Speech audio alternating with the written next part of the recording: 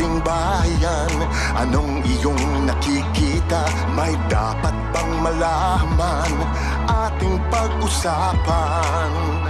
Masdan mo ang iyong kapwa. Anong iyong nakikita? Luha ba o ligaya ang nasa kanilang mga mata? May nakikinig sa'yo, kapamilya, nagmamalasakit sa tweet-tweet na DZMM Radyo Patrol 630. Nagbabalita, naglilingkod saan man sa buong mundo. DZMM Radyo Patrol 630. Tapat at totoo, naglilingkod sa'yo, oh Pilipino. Magulong ng mithiin, sigaw ng inyong damdamin, tinig ng pag-asa, pag-ibig at pagkakaisa. Malayang nagbabalita at naglilingkod, iba't ibang tinig natin ang dinadala ng hangin. May karamay ka sa iyong pagsisikap, kasabay mo sa iyong mga pangarap.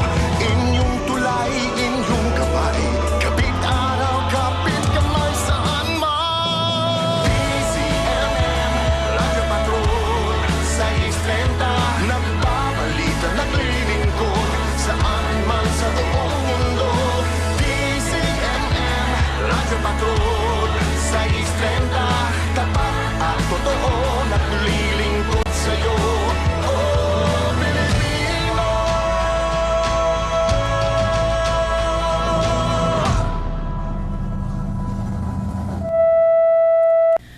Ito po ang DZMM, bahagi na ng kasaysayan ng Pilipinas sa nagalipas na 40 taon.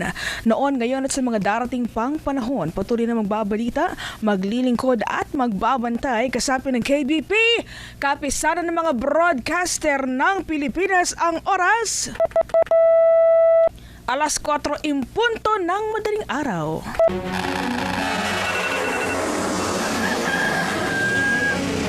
Ito ang umagang balitaang bubusugin ka sa impormasyong kapaki-pakinabang, makabuluhan at malaman. Radyo Patrol Balita Alas 4. Ang nangungunang newscast ihahatid ng malinaw, mabilis, rumarastyada, antemano. Kasama sina Radyo Patrol Steve Raz at Radyo Patrol Robert Mano. Radyo Patrol Balita Alas 4.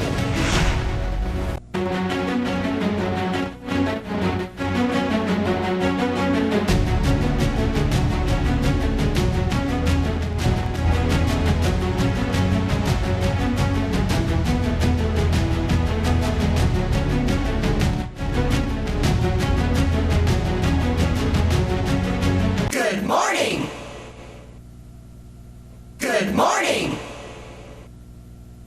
Good morning! Good morning! Good morning! Good morning! Good morning!